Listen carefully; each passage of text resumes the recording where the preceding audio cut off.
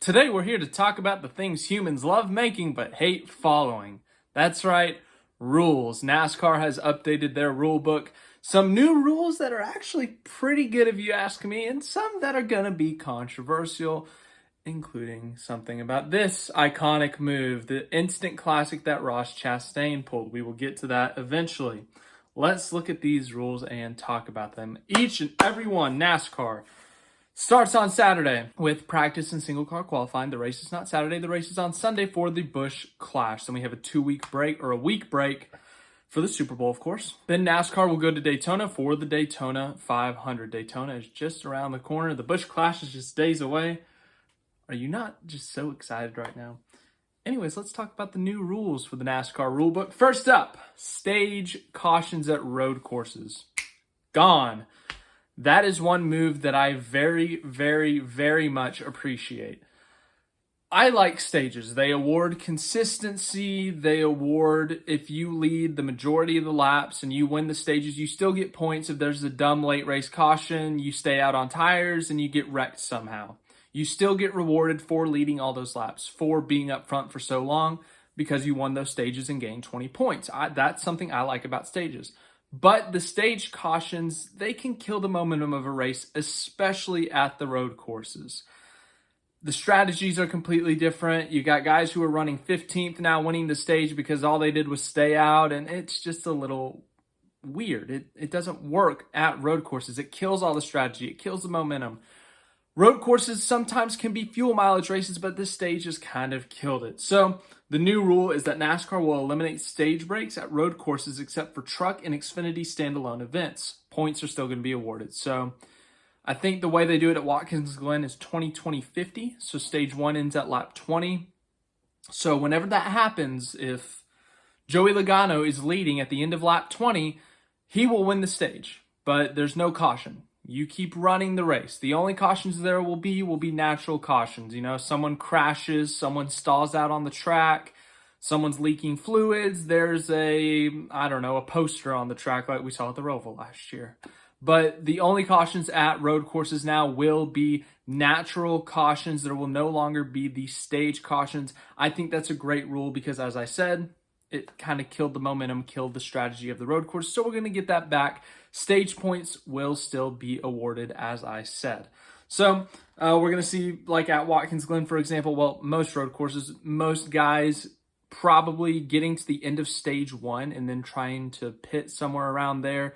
Maybe a little bit later, try to split that race into thirds if you can make it 30 laps. But just an interesting thought. Next up, all right, I'm reading off of Bob Pockrass's Twitter and just going in order. I thought this one was later on, but let's talk about this thing right here. Remember last fall at Martinsville, coming into turns 3 and 4, Denny Hamlin seemed like he was going to make the championship for what, the 4th straight year it seemed like. He had had such a good year. He had won a couple races. He got to the round of 8, and, he was 3 points ahead, and Chastain was a couple seconds behind. Easy sailing. Just don't get wrecked in the last corner, and you'll make it. No. Ross Chastain popped that sucker into 5th gear, went right up on the wall, pulled 5 Gs, broke the track record at Martinsville, and not only gained those 3 points at Hamlin, but actually beat Hamlin to the line and gained a couple extra points. So, yeah, that happened. It was the #1 play on SportsCenter for a while. It broke the internet. F1 was talking about it. IndyCar was talking about it. Every other motorsport was talking about it. It was all over the news. It was the top trend on Twitter for a while.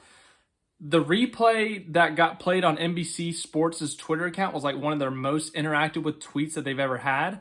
If you combine all the interactions that like NASCAR, NBC, Fox all had from that, it was like some record or something.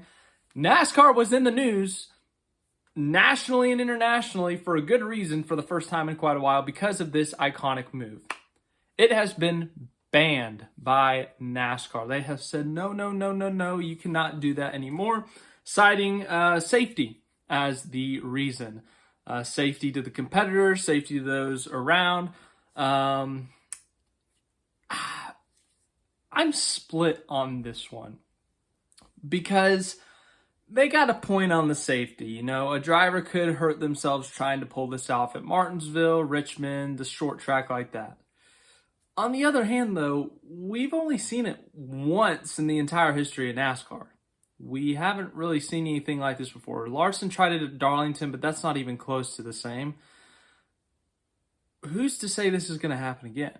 Chastain said, yeah, he had to do it, but it hurt. He said he pulled all those G's and he was hitting his head on his seat. Like, he did not enjoy the actual experience of going through it. Obviously, the reward was worth it. He got to the championship 4, finished second in that championship. So from that standpoint, it was worth it. But I don't think we're going to see this every time we go to Martinsville, Second place isn't going to floor it against the wall to try to get a win and potentially hurt their points position.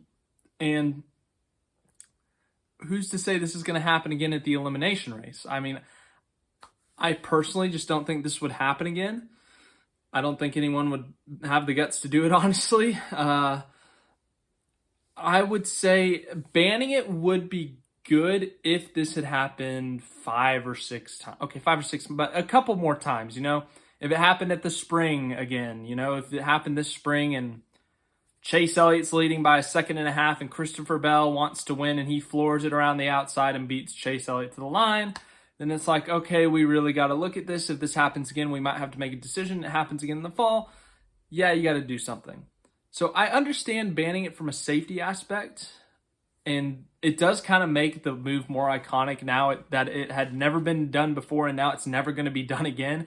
It's made it a little bit more iconic and more legendary in that standpoint. But I just feel like banning it after one time, I don't know.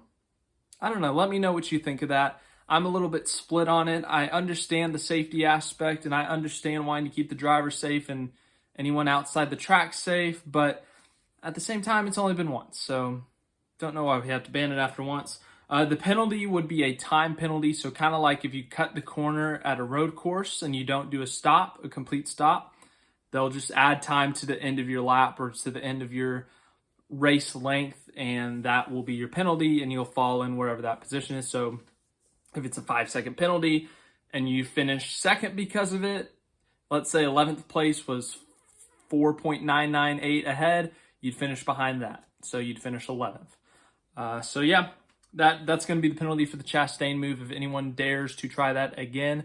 As I said, I really don't think anyone will try it again. Well, now they're not allowed to. So there you go. Losing a wheel, of course, if you did not get that lug nut tight on the Cup Series side and that wheel went off, we saw that probably a record amount last year because it's a single lug nut. You miss it, you're screwed. It used to be with the 5 lug nuts, you get 3 of the 5, all right, you can come back down pit road and the tire won't fly off, but you're going to tighten them up just to make sure. Or you could even get 4 or 5 and run. Some guys would do that. They would intentionally miss one because they're trying to get so much extra time. Then there were lug nut fines if you didn't have all 5 tightened. But with the single lug nut, if you miss that thing, that tire flies off. Crew chief is suspended, 4 races. The penalty now for losing a wheel will be on pit road under yellow, start at the rear end. On pit road under green, pass through penalty. Losing a wheel beyond pit road will be a 2-lap penalty, a 2-race suspension for 2 race crew members. It's the series director's call. So it didn't say anything about the crew chief unless they are included in that crew members. So I think it used to be the tire changer, the guy who actually does it, and then I think the jack man, maybe, because he puts it down and he lets it go. I could be wrong on that, but those 2 and the crew chief would usually get a 4-race suspension. So it's been reduced to 2, and only 2 crew members get the suspension now. And I understand punishing for it is dangerous to have a wheel bouncing across the racetrack. It could hit a car. It could get hit by a car and go over the fence and hit someone. It is a big danger. Those are big rubber tires. They're bouncy. So it's understandable to have a penalty for that, but they have reduced it just a little bit.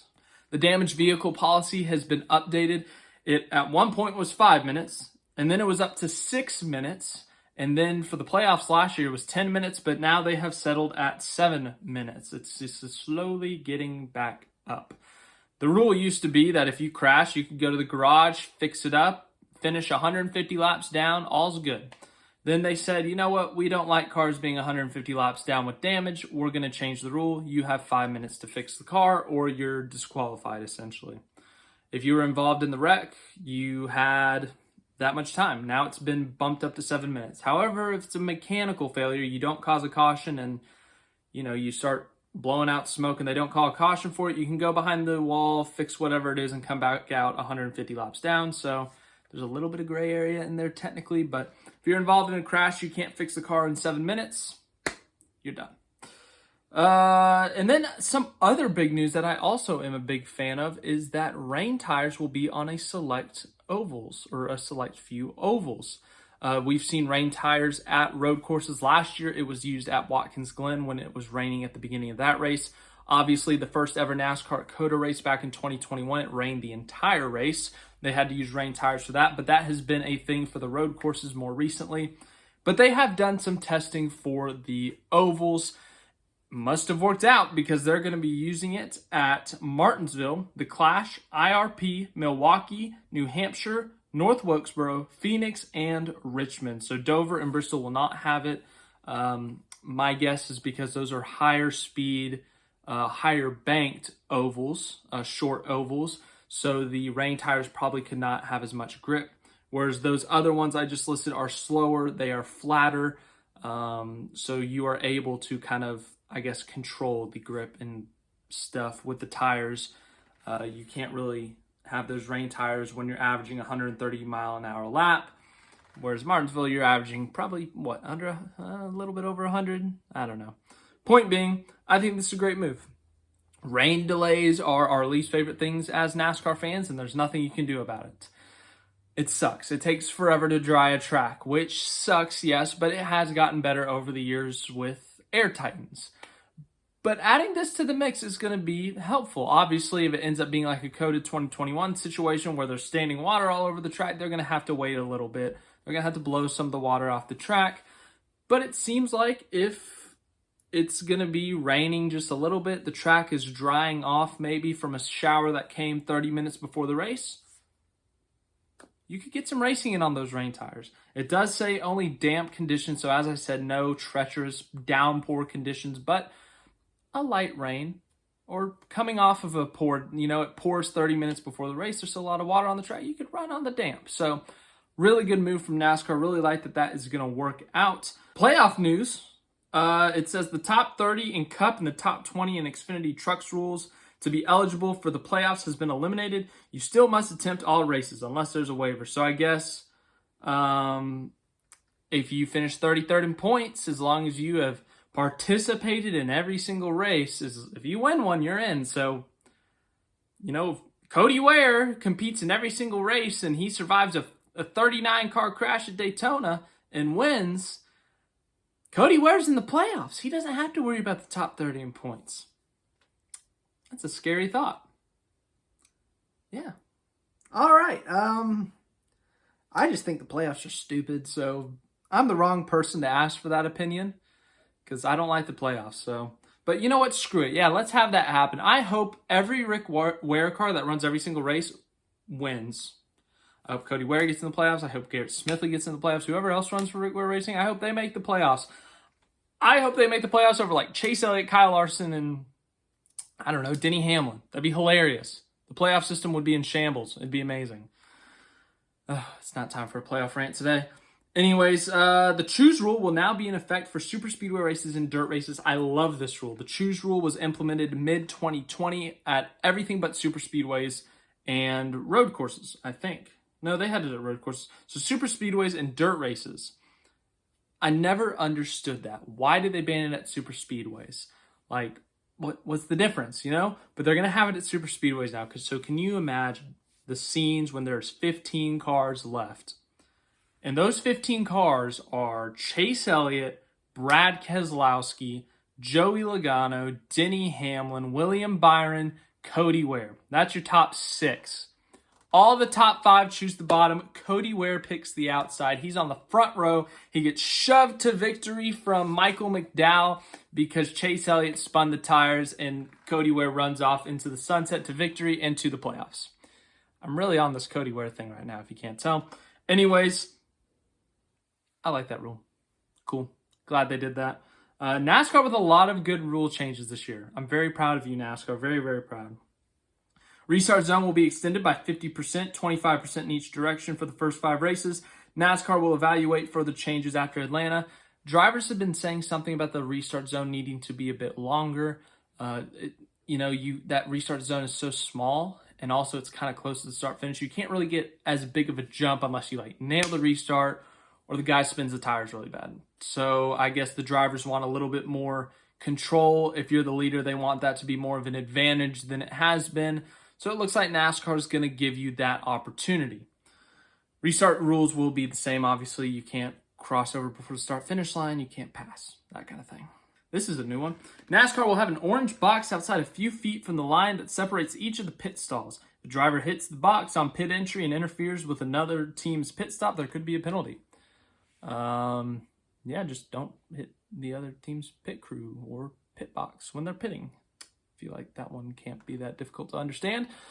Anyways, that's all the rule updates. We had some great rule changes. Look at the stage cautions getting eliminated for road courses. I think stage cautions should be eliminated everywhere, but it's a good start to do it at the road course, so good job, NASCAR.